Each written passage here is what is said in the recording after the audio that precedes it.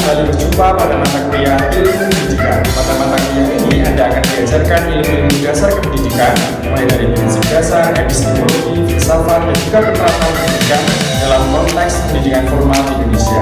Sehingga diharapkan setelah Anda mempelajari mata kuliah ini, Anda akan diharapkan bisa memiliki bekal pengetahuan yang cukup bagi Anda ketika nanti menjadi seorang guru maupun menjadi seorang dosen ketika Anda bekerja. Baik rekan-rekan, kali ini kita akan mempelajari topik dari ilmu pendidikan, yaitu mengenai objek kajian filsafat ilmu, yang pada kesempatan kali ini kita akan membahas beberapa hal yang terkait dengan tujuan pembelajaran dari materi objek kajian filsafat ilmu pendidikan. Ada beberapa hal yang mesti kita pelajari kaitannya dengan yang pertama, yaitu adalah pertanyaan filsafat, kemudian yang kedua pertanyaan ilmu pengetahuan, yang ketiga adalah kekhasan metode filsafat, kemudian hubungan ilmu dengan filsafat, persoalan filsafat, dan yang terakhir berpikir secara filsafat. Baik, pertanyaan pertama atau hal pertama yang akan kita ajukan untuk mengawali pembelajaran terkait dengan objek kajian filsafat, yaitu adalah kita membedakan secara esensi atau secara substansi pertanyaan filsafat dan juga pertanyaan ilmu pengetahuan. Di sini teman-teman bisa melihat ada dua gambar atau dua ilustrasi yang bisa mengindikasikan adanya perbedaan dari pertanyaan filsafat dan juga pertanyaan ilmu pengetahuan.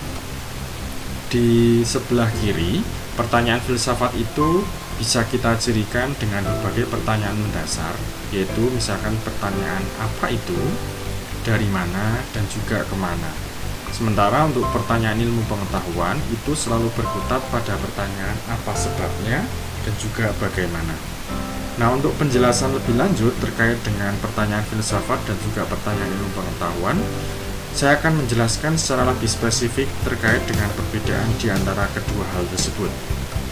Yang pertama, untuk pertanyaan filsafat. Jadi, pertanyaan filsafat ini itu selalu bertalian atau berkaitan dengan beberapa hal yang sifatnya mendasar. Yang pertama, filsafat itu selalu mencari yang namanya sebuah hakikat dari sesuatu. Dimana kalau kita lihat di perkembangan filsafat itu sendiri, pemikiran-pemikirannya selalu berkutat tentang esensi dari sebuah makna. Makna dari sesuatu, yang mana makna itu kemudian mencari sebuah kebenaran, yang kebenaran itu dihubungkan dengan berbagai pengetahuan atau pemikiran yang secara logis dengan menggunakan ide-ide mendasar seperti keyakinan, asumsi, konsep yang tidak dapat dipecahkan dengan ilmu-ilmu empiris. Jadi sifatnya pertanyaan filsafat itu merupakan pertanyaan yang kadangkala di luar jangkauan dari pengetahuan yang sifatnya umum atau pengetahuan yang sifatnya empiris.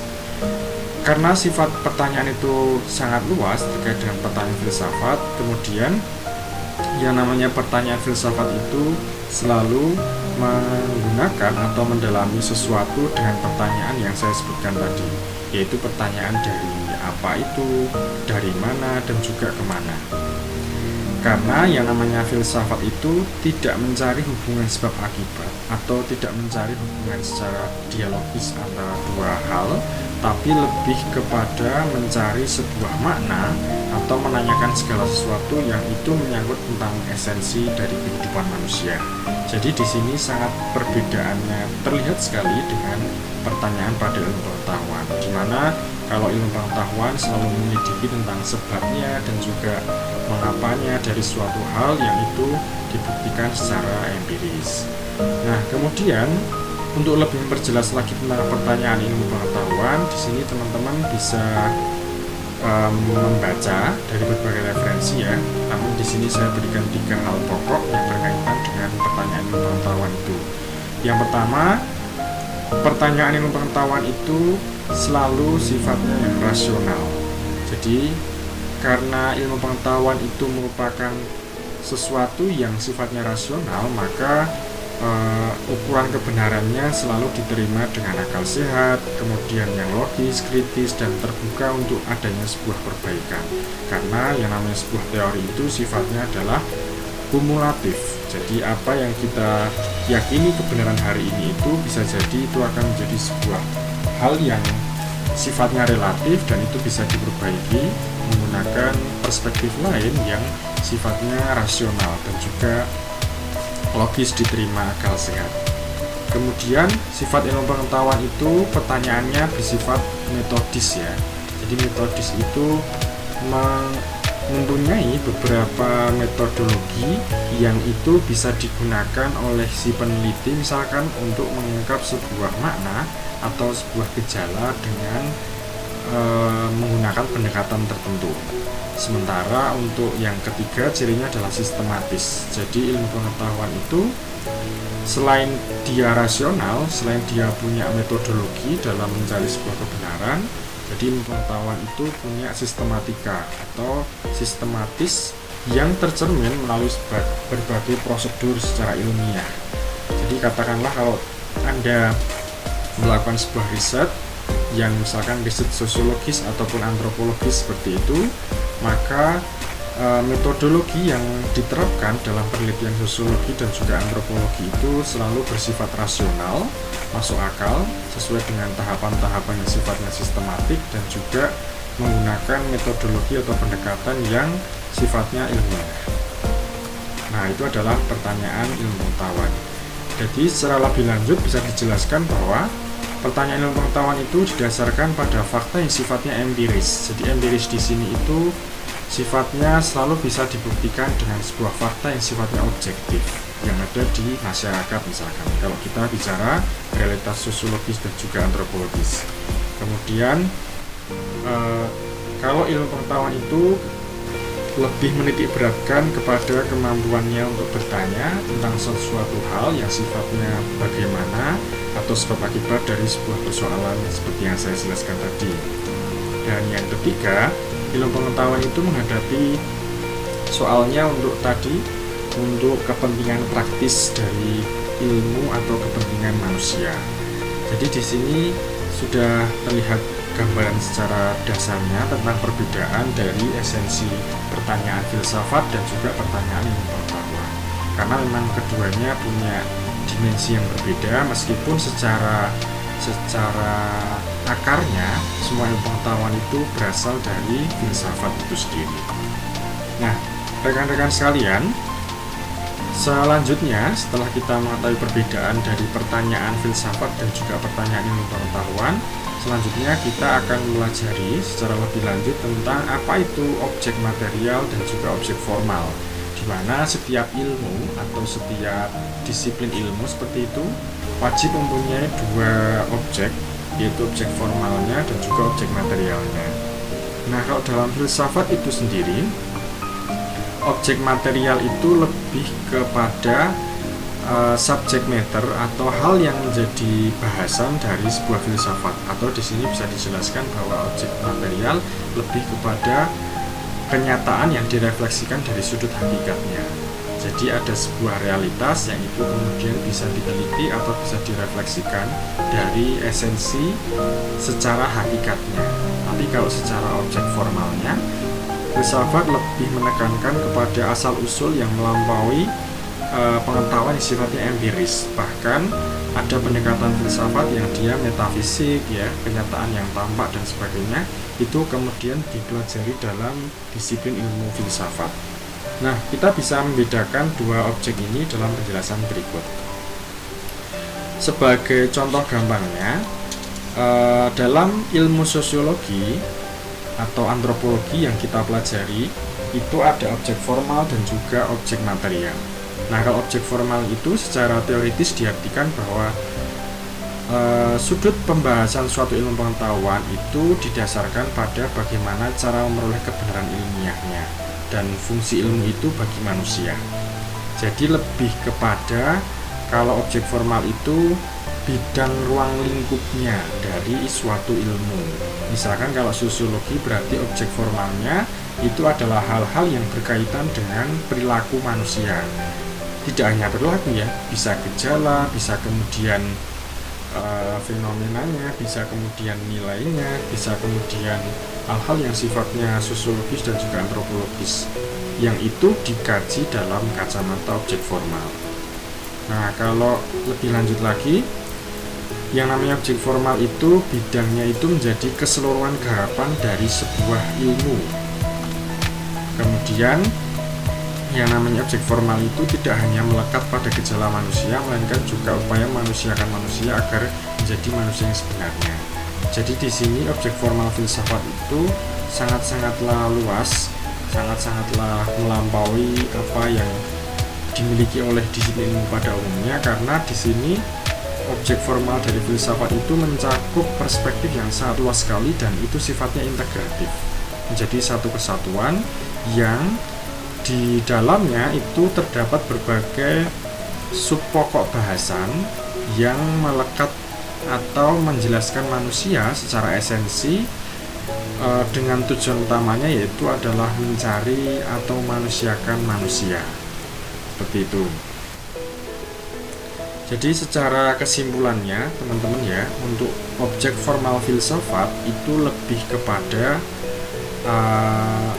bagaimana mencari sebuah esensi dari sebuah realitas yang itu bisa dicirikan dengan berbagai tindakan atau sebuah, misalkan katakanlah dalam pendidikan seperti itu. Jadi untuk objek formalnya lebih ke mencakup upaya pendidikan yang itu sangat-sangat luas, mulai dari cara mendidik, bagaimana mendidiknya, termasuk bagaimana pemikiran tentang sistematika pendidikan itu sendiri. Nah, sementara untuk objek materialnya itu secara lebih jelasnya diartikan sebagai objek yang menjadi kajiannya atau menjadi sasaran dari suatu ilmu pengetahuan. Nah, karena dalam hal ini adalah filsafat pendidikan, yaitu kalau kita bicara pendidikan berarti kita akan mempelajari materi atau bahan pembicaraannya seputar pendidikan. Seperti misalkan di sini dicontohkan adalah perilaku manusia dalam proses pendidikan ya. Jadi perilakunya itu misalkan dalam bagaimana membuat sebuah sistem kebijakan, bagaimana membuat sistem persekolahan, bagaimana mekanisme belajar dan sebagainya, seperti itu. Jadi objek materialnya itu lebih kepada hal-hal yang menjadi pokok bahasan dari sebuah ilmu. Kalau misalkan ini filsafat pendidikan, intinya adalah subjek matternya ya berarti tentang perilaku manusia dalam proses belajar, misalnya dalam proses menuntut ilmu, bagaimana proses manajemen sekolah dan sebagainya, itu adalah objek material. Nah, sementara kalau dalam disiplin ilmu yang lain, jadi perbedaannya sangat terlihat sekali antara objek formal dan juga objek material. Misalkan saya ambil contoh lagi untuk lebih memberikan gambaran ke rekan-rekannya.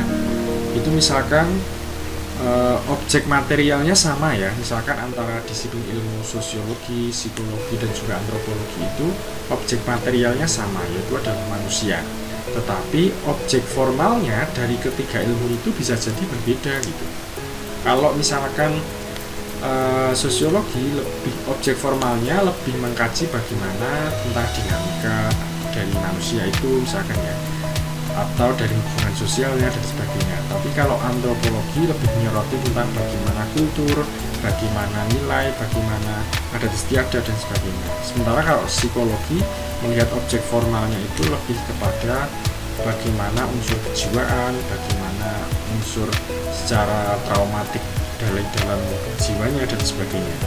Jadi intinya itu rekan-rekan ya, bisa jadi objek materialnya sama tapi objek formalnya pasti berbeda tergantung dari sudut pandang atau perspektif yang digunakan dari sebuah ilmu. Termasuk di sini konteksnya adalah filsafat pendidikan. Berarti filsafat pendidikan juga punya yang namanya sebuah cara pandang sendiri dalam memandang objek materialnya.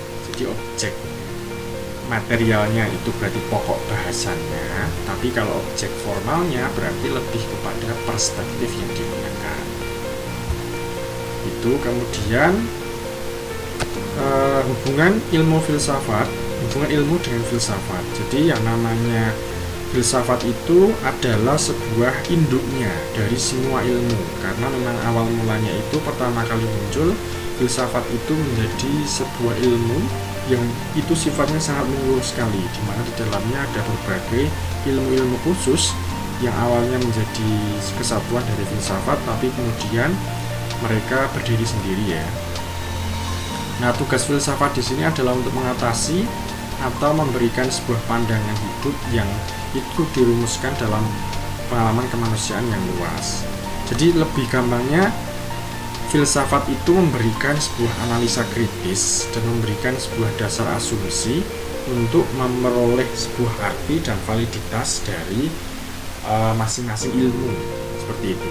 Jadi intinya yang kedua, selain memberikan analisa kritis, yang namanya filsafat dengan ilmu itu ada hubungan timbal balik.